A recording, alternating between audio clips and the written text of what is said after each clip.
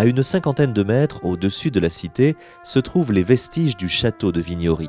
Construit au XIe siècle par son premier propriétaire, le seigneur Guy Ier de Vignory, le site représente environ 2 hectares, entouré de remparts et de courtines pour la défense. Un site choisi pour des raisons stratégiques. Nous sommes déjà dans une région frontière, ça va rester longtemps une région de conflit, puisque nous sommes à quelques lieues de l'Empire. Bon, la frontière va bouger, mais nous sommes toujours sur ces franges du territoire. Nous ne sommes pas encore dans un territoire royal, ce sont des seigneurs qui gèrent un territoire qui leur est propre.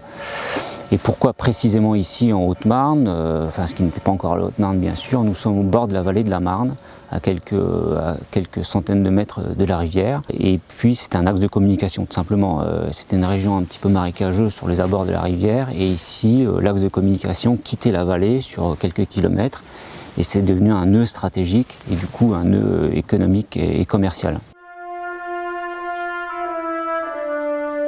En 1284, le comté de Champagne intègre le royaume de France. Au fil des siècles, le château est de moins en moins entretenu, devient désuet vis-à-vis des nouvelles armes de guerre en vigueur. À la Révolution, il est finalement abandonné et devient une ruine. Soucieuse de la sauvegarde de son patrimoine, l'association Histoire et Patrimoine de Vignory décide de restaurer le château à partir des années 90. Après une dizaine d'années de travaux, je dirais, d'entretien urgent et de mise en valeur classique, on a commencé à réfléchir à une vocation touristique de ce site. Et l'association Histoire et Patrimoine que je préside depuis 2009 est venue en complément de ce travail-là pour apporter des idées, des solutions quelquefois aux problématiques qui se posaient. Il y a plusieurs types de chantiers qui ont été réalisés ici. Tout d'abord, la communauté de communes elle a engagé des entreprises spécialisées dans la restauration des monuments historiques. Un peu au préalable, on avait, nous, au travers de l'association, monté ce qu'on appelle des chantiers de jeunes avec la fédération Rempart. Et puis on se retrouve sur un projet commun qui est, en groupe, restaurer, entretenir un monument. Et donc, en l'occurrence, ici, c'était le château de Vignory.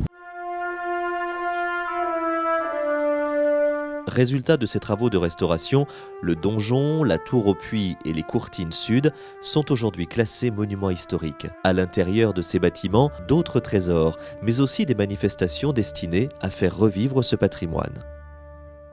Pour le donjon, pour le moment, c'est un édifice qui est vide puisque c'est des appartements.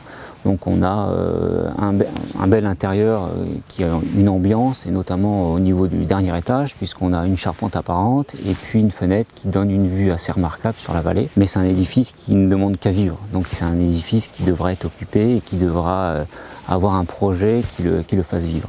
Ce qui n'est pas le cas de la tour au puits, puisque là on est dans une tour d'artillerie où on a un aménagement qui est complètement différent. C'est une tour militaire, donc on a des salles de tir, une cheminée, etc. Donc c'est un édifice qui est beaucoup plus spectaculaire dans son intérieur. L'architecte a eu une idée intéressante, c'est de restituer une partie de la voûte du premier étage. Le parti pris, c'était en bois, pour donner une idée aux visiteurs du volume et de l'aspect que pouvait avoir ce premier étage. C'est vrai qu'en parallèle de tous ces projets de restauration, de consolidation du patrimoine, on a aussi pris le parti de l'animer, de le faire vivre. C'est une manière de le faire découvrir et de le faire apprécier. On a, avec les collectivités locales, une programmation commune aux petites cités caractères du département. Et puis tous les ans, aux Journées du patrimoine, des animations plutôt historiques, culturelles, qui sont dédiées au château. Et tous les 2 ans, on essaie d'animer une manière un peu plus conséquente au travers d'une fête médiévale qui a lieu ici même, avec des troupes spécialisées sur le thème.